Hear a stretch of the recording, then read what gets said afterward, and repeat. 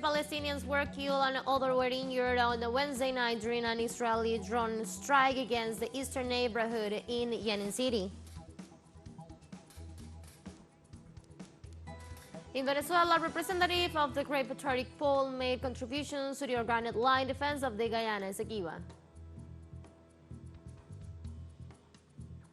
In Bolivia, government signed a $450 million deal with the Russian state firm Uranium Group to build a pilot lithium plant to produce batteries and electric vehicles components.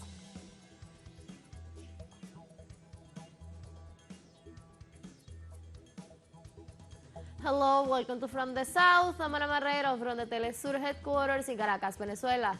We begin with the news. Stay with us.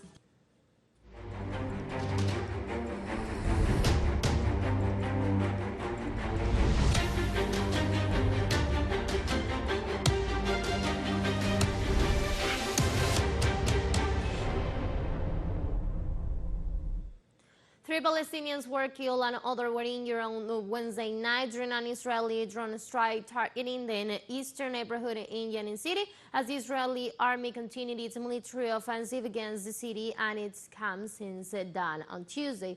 WAFA correspondent report that at least 3 people were killed and 6 others were moderately to seriously injured in a drone strike that targeted a group of residents in the eastern neighborhood, raising the number of Palestinians killed during the ongoing Israeli offensive against Yemen to 11.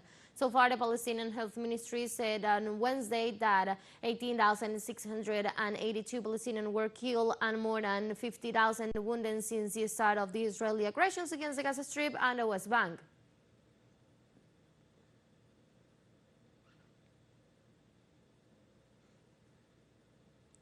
Our correspondent in Gaza, Huda Hegazi, is in Gaza's settlements on the border with Egypt. She talks about a humanitarian crisis facing these people as well as the weather conditions as winter sets in. I am currently in one of the areas closest to the border areas that separate the Gaza Strip from the Egyptian areas. This zone that the Israeli occupation army assured the Gazans to evacuate after they were in the southern area, in this area that they claimed to be a safe zone, and after the land invasion carried out by the Khan Yunis governorate, they ordered the people to evacuate to this zone. Como estamos viendo, la gente está procediendo a vivir en tiendas de campaña que ella misma ha realizado con sus propias manos. As we see, the people are living in tents that they have built themselves. As we see, there are no basic necessities to live. The people are trying to survive with the few means that they have. They are making bread by hand. It is very complicated, it is very difficult. The tents are put up with some plastic because of the bad weather that started 2 days ago. Al mal tiempo que ha comenzado desde hace aproximadamente 2 días, las lluvias torrenciales ha dificultado mucho más la vida de estos gazatíes. The heavy rains have made life much harder for these Gazans. The people here have assured that they could not sleep last night because of the strong winds. As we can see, the plastic used in these tents is being blown away by the weather conditions, and this is making life much harder for the Gazans living in this area. Y esto está dificultando mucho más la vida de los gazatíes que viven en esta zona. Como vemos, esta es una zona desierta. As we see, this is a deserted area. It is an open field where nothing can be found. There are no places where Gazans can carry out their organic needs. As we see also, it is a life of survival. La gente incluso para hacer algo de comida, como no hay combustible, procede a coger la madera de los árboles, cortar. Even to make some food, as there is no fuel, they go to take the wood from the trees for firewood to cook. As we see, they are even burning plastic and wood to make some fire so they can make some food and feed themselves.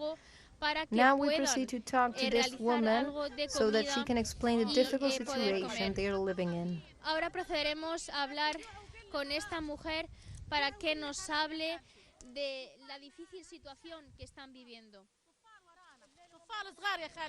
We have little children, we spend a night in the rain, and I swear to God, it was raining on us. We are displaced for the third time. We accept being displaced, we accept being helped and banished. In addition to that, we also have to experience hunger and poverty. That doesn't to accept neither God nor the people. I see and now the children and the little people are suffering. We want peace. We want the truth. We want to return to our homes. Yes, we are being hungry, but it doesn't matter. Better spend it in our homes, in our houses. It doesn't matter staying on the floor, but in our houses. Look at what my tent is looking.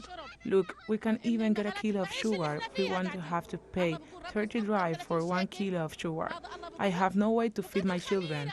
They don't have even water to drink because life is so expensive. We are the guests for which we pay 5 checks. We are paying them 50 checks. This is a real injustice. I swear to God, we are living a famine. Our children are starving. This is a real famine.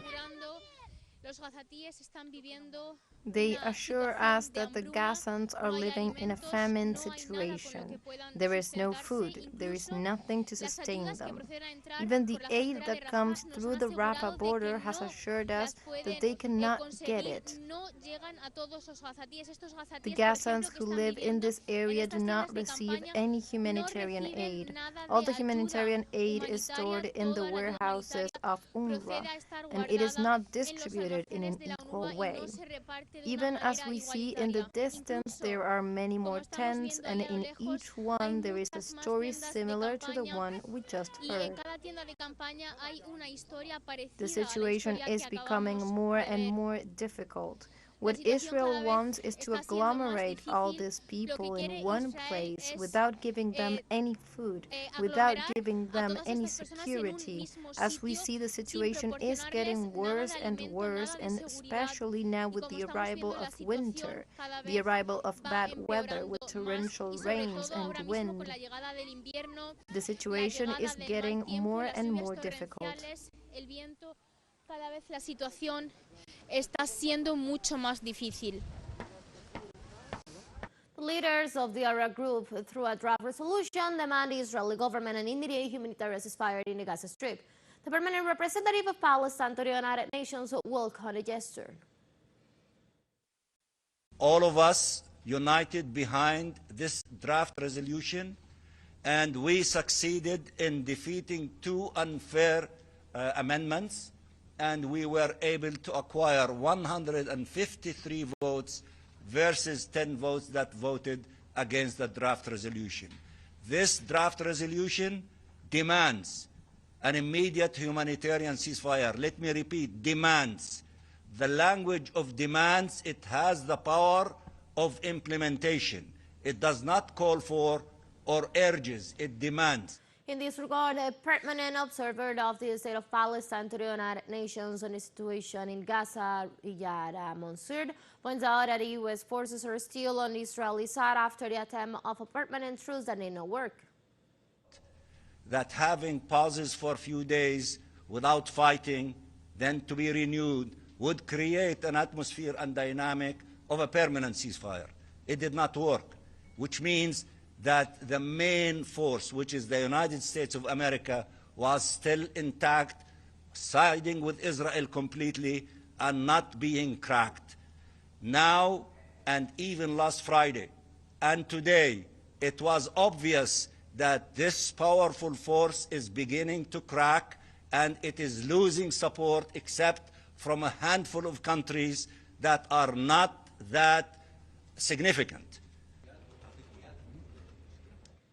Let's take a short break, but remember, you can now join us on our TikTok account as teleSUR English, where you'll be able to see news in different formats, news updates, and more. Stay tuned for more news.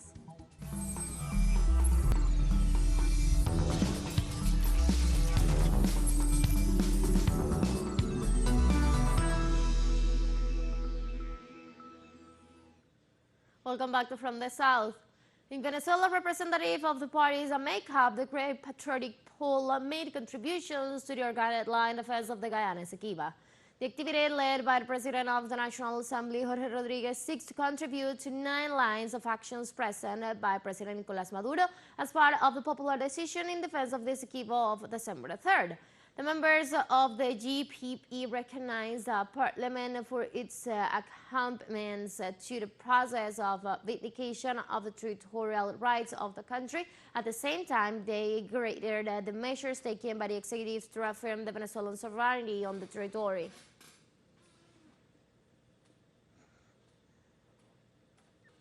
UN welcomes meeting between presidents of Venezuela and Guyana to discuss dispute over the territory of Essequibo. This December the 13th, the Secretary of the United Nations, Antonio Guterres, agreed by means of a communique a meeting between the President of Venezuela, Nicolás Maduro, and his counterpart of Guyana, Irfan Ali.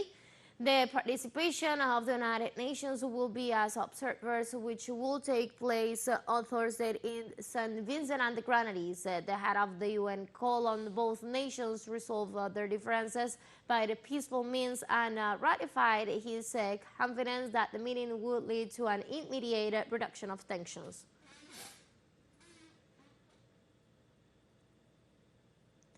Venezuela's Vice President Delcy Rodriguez reported that inflation in 2023 is in lowest in the last 11 years.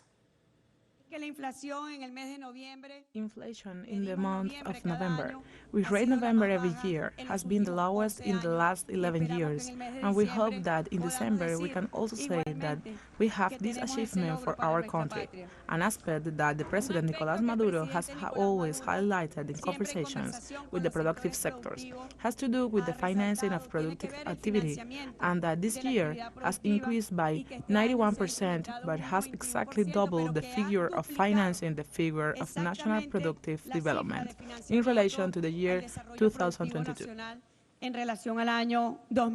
Rodriguez also demanded that all coercive measures imposed against Venezuela be lifted. The sanctions must be completely lifted, 100%. No sanctions for Venezuela. It is a concession of Venezuelan people.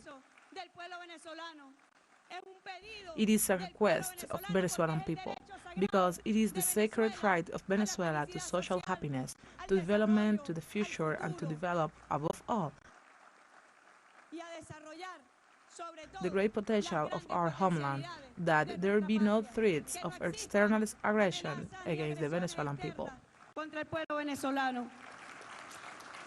During the presentation of the budget proposal for the 2024 fiscal year, the Executive Vice President stressed that the Venezuelan people in 2023 overcame all difficulties and shown a real path to economic recovery.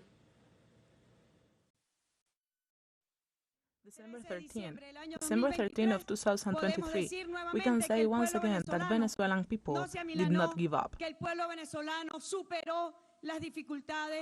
the Venezuelan people overcame the difficulties and today show a real path of economic recovery based on our dynamic forces, which also allowed, you know, that in the first quarter of the year, an initiative taken by President Nicolás Maduro allowed the oil industry today to show signs of recovery after the mafias that had plagued the oil industry will definitely vanish. Venezuelan Vice President Delcy Rodriguez warned that the political extremism that is requesting sanctions against the country is trying to set an economic standard that is not in line with the reality. All year long, the political extremists that has called for a blockade against Venezuela, for sanctions that has tried to reduce our territorial integrity, and that has been pro-government with our Eastern Guyana, has spokespersons that are somehow setting an economic guideline that does not match reality. And that is why we are very pleased, and today, before the deputies of Venezuela and before the country, we can say that those unhealthy voices were defeated by Venezuelan people, and that today the Venezuelan people are seeking their own path to economic happiness, to social happiness. In Argentina, inflation in November reached 12.8%, an increase of 4.5 percentage points with respect to the decrease registered in October. The highest increases were in sectors such as health, food, and non-alcoholic beverage, with a significant impact of it on items such as meat, soft drinks, juices, fruits, vegetables, and legumes.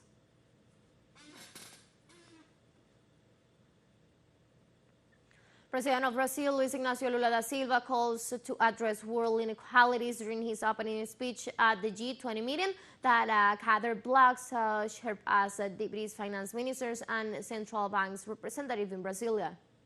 2024 will be a year of great challenges. We don't want a world marked by renewed conflicts, growing fragmentation, the formation of protectionist blocs, and environmental destruction. Its consequences would be unpredictable for geopolitical stability. Brazil continues to mourn the tragic conflict between Israel and Palestine.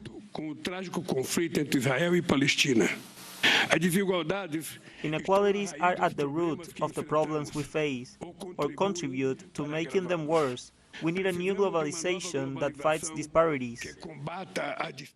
Bolivia signed on Wednesday a $450 million deal with the Russian state firm Uranium Group to build a parallel lithium plant to produce batteries and electric vehicles components. The chief executive of Bolivia's state-run lithium firm YLB, Carla Calderon, said a parallel plant will produce 1,000 tons of batteries-grade lithium carbonate in its first year before eventually scaling up to 14,000 tons per year. Bolivia's 23 million metric tons of certified lithium reserves have drawn interest from China and Russia, which have allied with a South American country to launch industrial-scale production. With this agreement, Bolivia is ratifying the fact that we are involved in absolutely every stage of the production and trade of our lithium.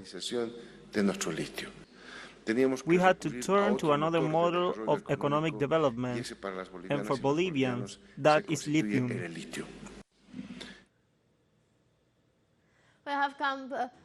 We have a second short break, but we invite you to join us on our WhatsApp community for our English-speaking audience. You can scan the QR code on the screen to join directly and share the link to reach more people. Constant news coverage of Latin America and the Caribbean, as well as the rest of the world. Let's stay connected and informed with teleSUR. Financial break, don't go away.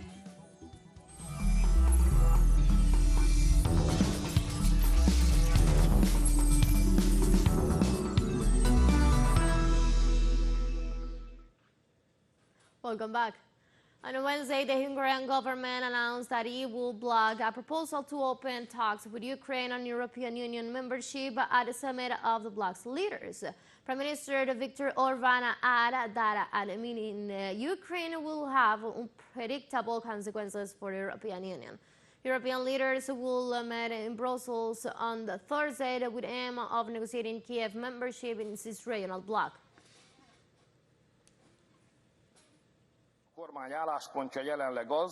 The government's current position is that rapid access of Ukraine to the European Union will have unforeseen consequences. Ukraine's access on a fast track is not in the interests of Hungary or the European Union. The Russian Defense Ministry confirmed that armed forces managed to triple 8 Ukrainian attacks. As reported by the defense agency, within the framework of the operation, 7 Ukrainian armored vehicles and other equipment and facilities were destroyed. In addition, the Russian air defense units intercept 2 multiple launch system rockets, 1 tactical missile, and shot down 23 Ukrainian UAVs.